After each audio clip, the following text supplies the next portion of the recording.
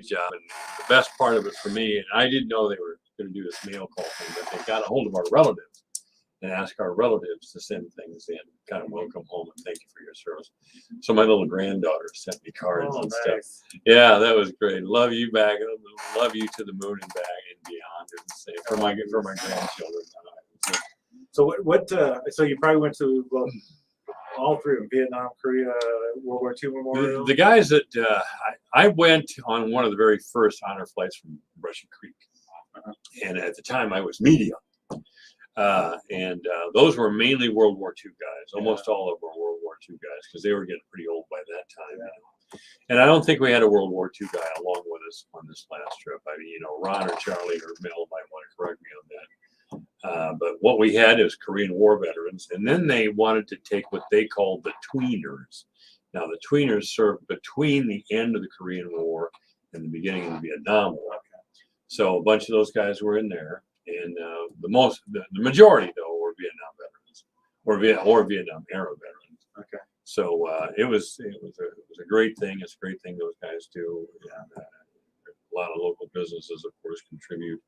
And big companies here in Webster County and the surrounding area contribute to this. A way to honor veterans, and that's something I'm glad they're doing to bring back the respect that the military, for some reason, has lost since maybe the Vietnam era. Well, yeah, I think I think the military has gained it back. I want to say something. I don't think people can put this in perspective if they're just in Fort Dodge. Is how we should be so proud of our community for being able to put together and support this many honor flights. Oh yeah, I mean, this was the 20th. There are 20 honor flights. There are communities way bigger than us that do one and are proud of it. And we've done 20. 20. It's amazing, and they're not cheap by any means. They're huge expensive ventures, and this community to be able to support that level of effort for the veterans, I find I'm super impressed. Yeah, I am too. 134 went this time. Just this time. Yeah. Now, I don't, I should get a hold of one of those guys and ask how many they've taken over the years, but it's an incredible number. And you're right. For a rural area like this to be able to pull together and put on something or contribute to something like this, and it wouldn't happen again without Ron and Mel and Charlie and a bunch of other guys. It's awesome what they do. Yeah, Dr. She was my wife's doctor. She's a female doctor in town. Oh God, but she was along as a volunteer. It was just a bundle of energy, and I know she's in her 70s, but she was just a bundle of energy. Worked very hard. Oh gosh, as soon as you're off the air, I'm going to remember it. But I can't believe.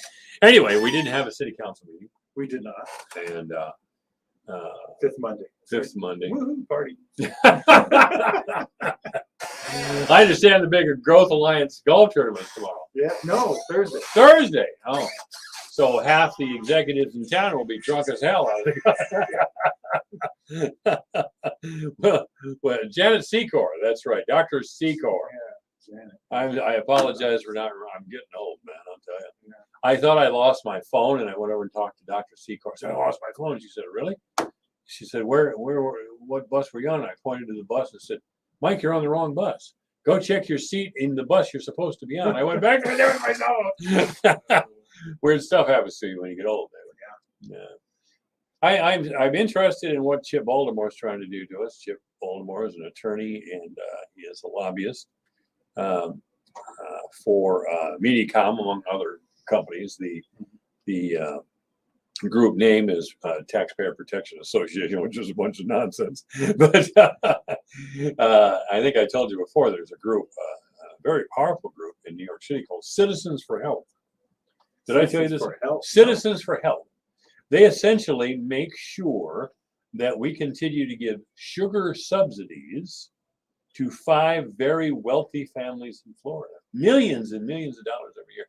We don't need any of those 5 families to produce sugar for them. Cuba, since we started trading with them again, has more sugar than anyone know what to do with. So Citizens for Health is like the Taxpayer Protection Association. That's crap. Citizens for Health. Yes, we need good, healthy sugar. Yeah, I mean, that's a whole series of broadcasts in itself, is the value value or lack thereof of sugar in a diet, and how much sugar is now in a typical American's diet is probably way out of control. Oh, it is. It is. I have, I have diabetes type 2 because of my sugar, because I was really into sugar, and it's still difficult for me to stay away from it. Well, and it's in everything, and that's the thing. You don't think Yeah. you're consuming sugar, and you are. Yes, sir. That's the truth. Anyway, as far as that, Chip Baltimore wanted all of our correspondence, and I've asked you this 2 weeks in a row now.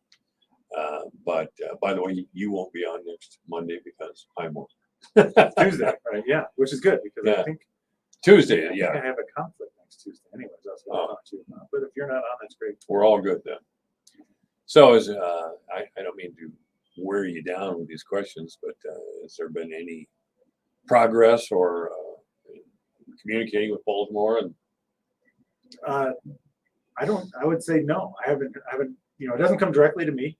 It comes to staff person, but I haven't been briefed that he has responded and say, okay, here's what I'll pay for that information, and we're going to agree to produce it for him, because it's a lot of information. It's going to take a lot of time to put that together. So we'll do it because we have to. It's a law. So Sure. There's certain limits on what people can request and how much time is committed to it. And there's people have to compensate us for that time. MediaCom really does act as if they own us. Somebody's always trying to control our lives in some way. I understand it personally, but Well, part of that was back in the day when cable television it was a big deal. Yeah. well, when it came to existence, it basically was kind of an all or nothing contest, and the companies that got the franchise for the city, they basically were it, because nobody was going to go overbuild another cable system. Right. But, nowadays times are changing, and there's multiple ways to get data and telephone and TV, and that back in the day it was only TV, it wasn't even data, and it's way cheaper to overbuild systems than it was back then. Well, I just hope I live long enough to see broadband in Fort Dodge. I hope you do too, because it's not too far away. It's a couple of years, right? Yeah, I mean, there should be customers, we'll build next year, and there should be customers connected in 23, and everybody should be connected by 24. Yeah, that's right. Yeah. So, what other city business can we discuss? Whatever you like. Well, Oh, you want me to come to the top of the show? well, I was just wondering if you had one, because I got Kevin Crimmins right after you, and we'll have no problem talking. Oh yeah. I think the most stuff is still moving forward. We are going to have some agenda items on our next meeting, which isn't next week's. Next week's the first Monday, so our meetings are not going to be till a week after. It'll be the second Monday, so we do have a little bit of break. So I think we will have a couple broadband action items, agreements. The final agreements on the loans. So that'll be cool. We'll have our parking ordinance third reading on there. So I'm assuming it will pass, but that'll be I've already ordered the meters taken out, so hopefully that'll be the final vote to actually remove meters from the streets and then go back to 2-hour parking on the streets. And just for clarification, I know I've said this before, but it's probably worth mentioning. We will be putting 2-hour parking signs up where the meters came out, and then also we'll put new signs where the existing 2-hour parking. We're not going to be expanding the 2-hour parking limits to any other of the downtown streets. There's a big confusion because the way the ordinance is written, it basically lists almost every street that we would consider the downtown as where 2-hour parking could be. But then the actual enforcement is based on where there are signs, which is logical, because how are you going to expect people to follow it if there's no signage? So the actual enforcement occurs where there's signage, and at this time we have no intention of expanding the signage to any areas where it's not 2-hour parking now or existing parking meters. Well, where parking meters did exist a few short weeks ago, because they're gone, and the poles will get removed. It's a little bit bigger project. I mean, we had someone help just unscrewing the meters and pulling the sleeves off. I mean, that was a pretty simple job, but to actually remove the poles from the concrete, it's going to take a little bit of work. And Works will do that when the summer construction slows down. Yeah, I noticed. I was downtown earlier today parking, and yeah, those things look kind of forlorn sticking on the ground like that. The last roundup. The Fort Dodge Messenger took a real stand this morning. I was surprised, but they advocated for security cameras downtown. Or do we already have security cameras downtown, or? We are building. We had actually, the contract was awarded by the council at last meeting to build roughly a $200,000 downtown security camera system that should bring cameras to pretty much what you would consider the core areas of downtown, and have where we'll have the ability to to see and record what's going on in the downtown area. Why was this decision made? I mean, has there been a lot of crime downtown? I mean, there's always little incidents around our town, but I'm not questioning the wisdom of the decision. I'm just inquiring as to why. Well, someone could have other opinions or beliefs on this. I don't know if crime is substantially worse downtown than in other areas, but part of what Main Street Fort Dodge has done over the years is try to identify things that can make the downtown more of an inviting place. And one of the issues that came up through their research surveying is fear of how am I going to say this right? Fear of lack of security, or just there's kind of an uneasy feeling in the downtown. So we think whatever we can do to increase the security, the better. And cameras is a good way to provide some level of observation. And once it's known that about everything done downtown is going to be recorded, that hopefully that'll keep folks from wanting to do bad things downtown, or at least bad illegal things. Yeah. I don't know if and I guess we'd have to talk with the police chief to really find out where the areas of crime in our town are. I live at 4th Avenue North and 9th Street. I think there's crime in that area. I don't know, but it would be interesting to find that out. Yeah, and I'm at a loss for saying whether there's a way to do neighbor. I mean, we have the ability through our software to show where the crime is geographically on the map, but I couldn't tell you right now, okay, the high crime area is this area or that area. I mean, we could. That's something that if we wanted to, we could run a report that would identify, where the crime reports, were taken, where someone. That's what I'd be interested in. Like a lot of people who want to discuss freedom, it's always a little bit of concern when we have cameras everywhere. But the fact of the matter is, we have cameras everywhere. Well, yeah, I mean, we're this day and age, we have cameras pretty much everywhere. I mean, I have in my house. It's pretty common for people to buy, cameras, and they're way cheap now with the residential packages you can get for for a camera on your doorbell. It's pretty cheap, but a couple other security cameras are up. It doesn't take too much. It doesn't take too much money. It's not like before where you only see it where people are willing to spend thousands of dollars for home security. It's just not that much. And with we have that technology, I can get messages on my phone that tell people around my house. Yeah, I forget to turn my phone off sometimes. Speaking of phones. But the security cameras are fun because they'll also tell you when deer are walking through your yard, or raccoons, or when your cat wants in. Oh, that's okay. But I'll tell you, my security camera. I think I've mentioned this before on here. I was home Sunday night, 10:30, and my Ring doorbell camera went off. And I thought 10:30 at night on a Sunday, it was kind of cool outside too. So I checked my camera, or I checked the video feed. There was a guy standing out there in probably his late 30s I'd never seen before in my life. You rang your doorbell. Yeah, and he was standing on my front porch. And I didn't answer the door, and he was kind of looking to see if I was going to answer the door. He's kind of, pretty soon he steps back and he starts talking with a guy who's out of sight, who's out of the range of the camera and can't be seen. I thought, a guy shows up in my place at 10:30 at night and rings the doorbell, and there's another guy around the corner hiding. what does this mean? Yeah, I don't know. So Seems like they got the wrong address. I don't think so. I think they were up to no good, as a matter of fact.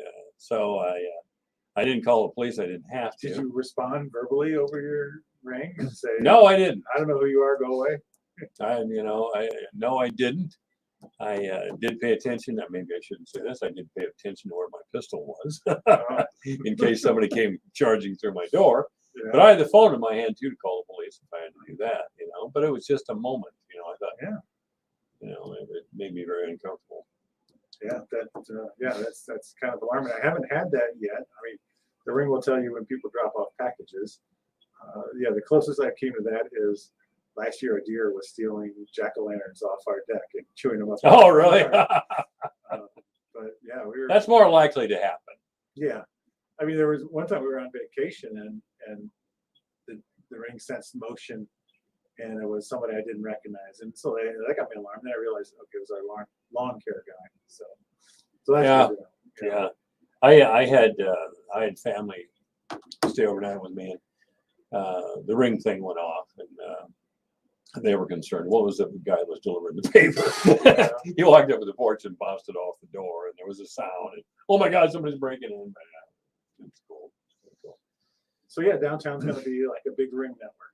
All Even right. though it's not ring, it's not. That's not the commercial product isn't ring. Mhm. It's more. It's not more of a professional type of Yeah. system with Zoom cameras and all sorts of Wow. high tech stuff. How much is this going to cost? 200 grand. 200. Okay. Well, I hope it's worth the expense.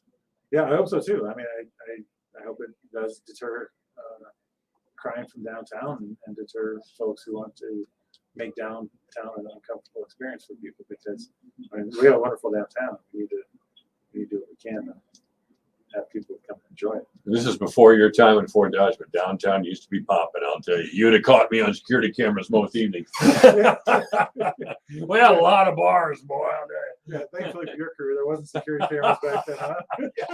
I'm glad. Yes, thank you very much. David Farragut has been our guest. Thank you, David. All right, this is AM 1400 KVFD, the voice of Fort Dodge 429. We're broadcasting from the Blue Ribbon Pelham Water Studio at 612 South 32nd Street. Please call Blue Ribbon Pelham Waters at 576-6481.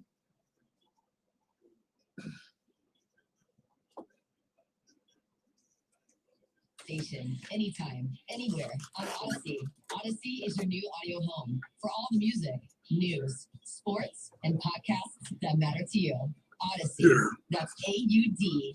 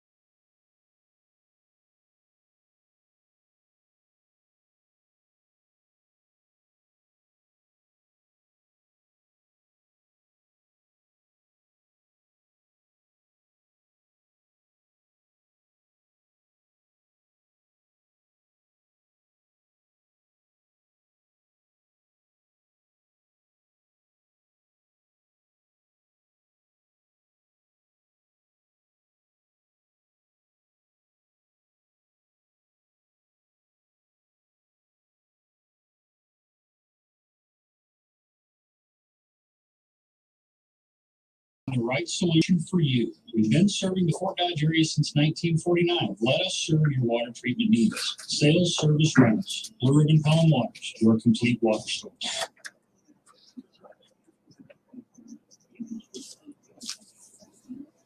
That's right. Look, let Blue Ribbon Pelham Waters serve your water needs. I'm a customer and a big advocate of Blue Ribbon Pelham Waters. And we are broadcasting live from the Blue Ribbon Pelham Water Studio at 612 South 32nd Street here in Fort Dodge. Please contact Blue Ribbon Pelham Waters at 576-6481 for all your water needs. Joining us now, ladies and gentlemen, is the notorious KPV. I'm talking Kevin Crimmins, ladies and gentlemen. What's up, Mike? Local celebrity dude. Local celebrity. I think you're more recognizable in a lot of ways and probably better known than I. I've been on the air 13 years there. So I've lived here for 63. Yes. Well, close to 60. Oh, close to 63. Well, I haven't been here quite 13 either. It won't be till November. I think was when my anniversary is here, but it's getting close enough. Yeah, for sure. And I've been on the air here off and on since the early 1980s. Oh yeah, I know. We've covered that. We've covered it by when we've met. We've known each other what, 20 years? longer. Longer than that. Longer than that. We met down at Dusty's Corral on a Jerry Lewis Labor Day telethon, and no good came of that. Except, I don't know about Kev, but I don't remember what happened for the rest of the day. We've talked about that a lot. Though. Yes, we have. Me and Kev involved in a Jack. You want to hear this? Me and Kevin got involved in a Jack Daniels drinking contest. No winner. The only one that won There's there no was winners in there. there was just no winners. Well, Dusty's Dusty. Corral. I used to like Dusty's. I used to go there fairly often. He always had a country band, It wasn't my hangout, but I don't know. Did you? Are you too young to remember the Owl's Nest or not? I went out there. I was of age when the Owl's. Well, actually, I think it might have closed just before I became of age. I only went out there a few times. I was totally wasted every single time. So I don't. It was really like remember. kind of tucked back there, kind of tucked back off of Fifth Avenue South. Yeah, where Payless Cashways used to be. Didn't Payless Cashways used to be out there? Right. Yep.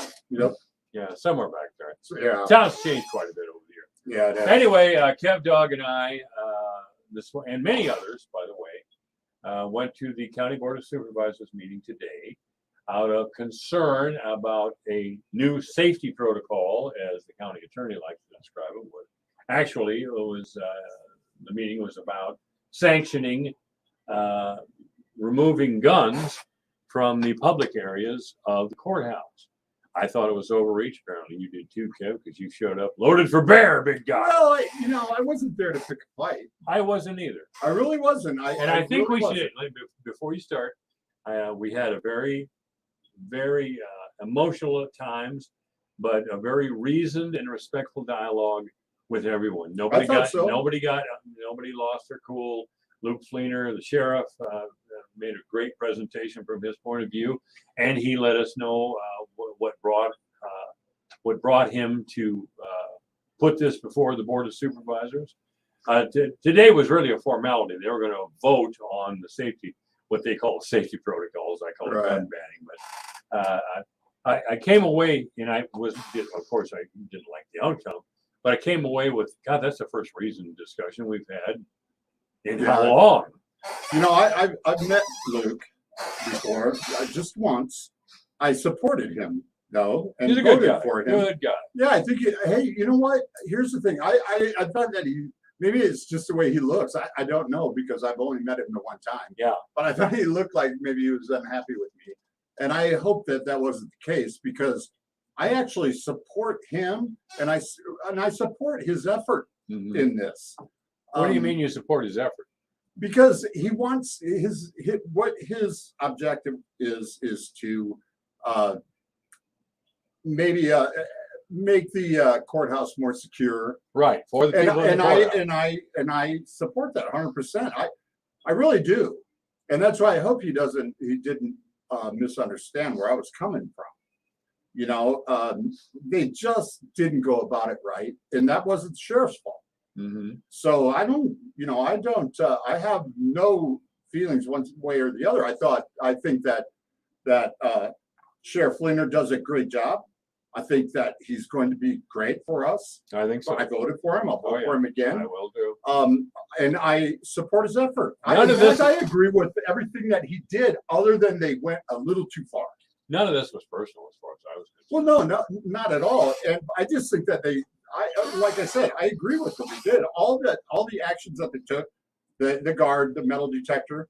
I just think that they took it to the extreme where it does infringe on our Second Amendment rights. I think so too. That's why we went there. Yeah, and but that's not on him. And the vote wasn't on him. He took his, as I understand it, he took his recommendations to the Board of Supervisors Mhm. and the county attorney apparently, and between them they came up with their plan. Yeah, with their yeah. resolution, which was vague. That's being kind. But Yeah, we're here to discuss safety protocols, and we discussed it in the messenger. Well, who cares? They put it in the messenger. well, that's the thing, and people don't go to the Board of Supervisors Facebook page. They don't go to their website. I mean, I can't imagine. They have anybody to. does. Well, No, I mean From the public. their- I'm talking about the public. the public. Well, from the Board of Supervisors and the county sheriff's point of view, and they thought they had covered it, but that's not the case. And I went through this before with a previous county attorney, female, who told me, well, as far as I'm concerned, if there's a messenger reporter in the room, they're the media. No, they're not. No, And I'm well, not saying especially not in this. not in this day and age. No. No. I mean, there's all kinds of places. The people under 40, frankly, don't pay attention to the radio or the newspaper. I mean, the messenger's cutting staff right now because they can't sustain itself, and we're over here. We're down to the barest of bones as far as staff is. Right. Well, I mean, unfortunately, people get their news from Facebook, TikTok. Yeah, they do. No, A lot of and, places. And the most unreliable places, but that's where it is. That's what's happening, Yeah, yeah. that's what's happened. So I thought that they should have made this more public, and they should have taken in more public input. Mike, I want to say this. I've been voting for 45 years. Really? Yeah, and I mean, I've missed a few because I wasn't unable. I was gone when they voted, and I'm not one to vote early. Mhm. So anyway, I always stayed away from local politics. I got involved in the 2018 election, and the reason I did it was because it was 2 years into Trump. Mhm. And it seemed to me like the Democrats had gone off their rocker. They'd gotten so radical, and they, you couldn't. I mean, there was no reasoning. They had their agenda, they had their beliefs, their ideologies, and they were not going to budge. But I thought they had become pretty radical, and I was afraid that it was going to bleed into local, our local offices, our local elections, and local officials. And it Which did. I'd always stay. Well, I always stayed away from local politics because Right. I honestly, maybe I was naive, but I honestly didn't think that national party affiliation played a role in our Mhm. the local positions here. I kind of learned today that that's not true. Yeah, it's kind of. I had really regretted that, and I've made a lot of apologies to Mhm. people that I kind of went after, opposed, and so I've apologized, because I really regretted that, But I found out today, I guess I was right. I guess I was right Yes, because you're that right. was completely political today. Well, yeah, it was. There were 5 supers, 4 Democrats, 1 Republican, 4 Democrats voted for, 1 Republican voted against. And, I think that speaks for itself. Well, the Democrats have really tried to, the Webster County Democrats, and of course they were very powerful in this county. I'll never forget, I went over and wanted a petition for Rod Halverson's seat. He called me out during a Sertoma meeting that I went to. You might have been at Sertoma. I might even been, yeah. Yeah, you might even been in there. But I made I gave Halverson a tough question. He couldn't answer. He said he sneered. Rod Halverson sneered at me. I couldn't believe. Yeah. I couldn't believe he had the guts. She said, "Well, why don't you run for office?" And the next day, I was in the county courthouse. Yeah, I can't imagine why you would ever do that. But I know I was going to get a petition to run against Halverson, and I think it was the auditor at the time. This is when the Webster County Courthouse was totally Democrat. Right. Told me that there were no job openings for Halverson's position. I said he's a state representative; it's an elected position. Yeah, that's not a job opening. It's not a job No. opening. And she No. said, "Well, you'll have to go down to Des Moines and get the papers, or have them send it to you." Why? Because she didn't want anybody running against her fellow Democrat. No kidding. Oh, that's it. A younger woman came who worked in the office before I left, and the auditor at the time walked away. A younger woman came over and said, "You don't have to go to Des Moines. Right. You don't have to. Come back here sometime and we'll give you the papers."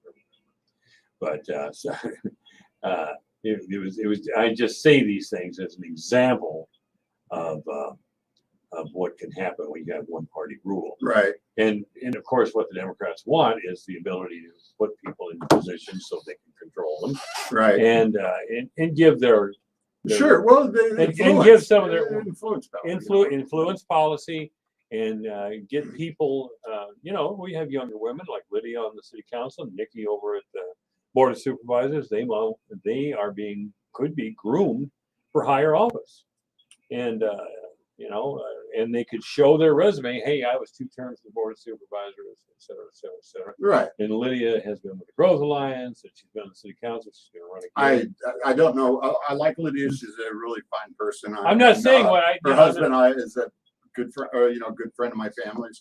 But I always want to talk about things that the messenger will never mention in 1,000 years, and this is one of the things that they will never ever mention.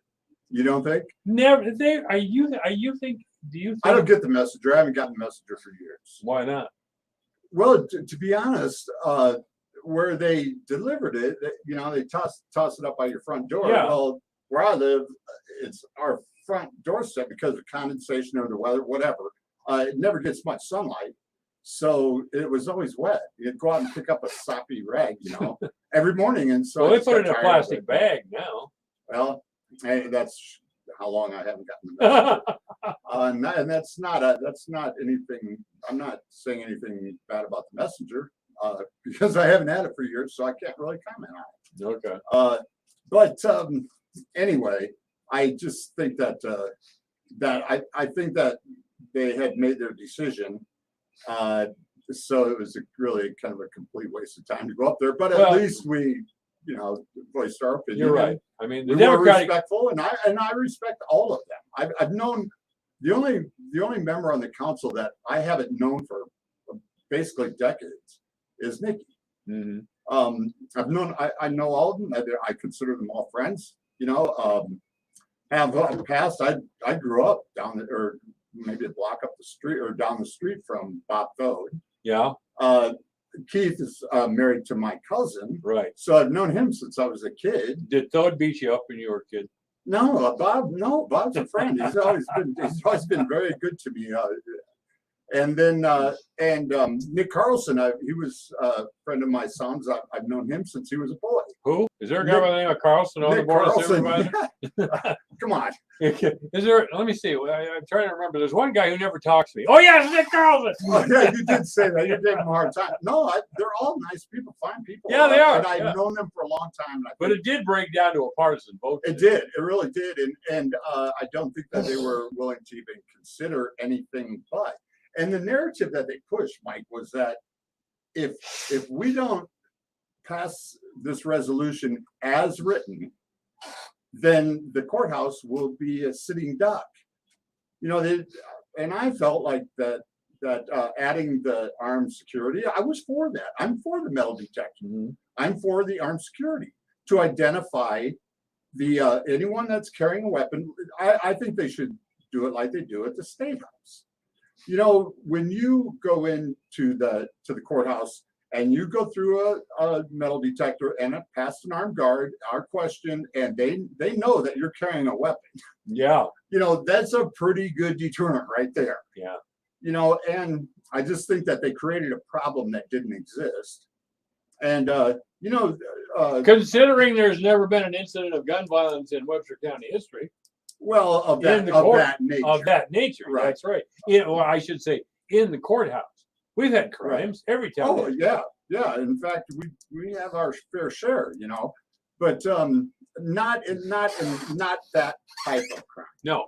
You know, and I thought that they could have implemented some really good security, like the sheriff had recommended, some really good security measures Mhm. without actually stepping on our rights. Well, Dicklaw had an idea.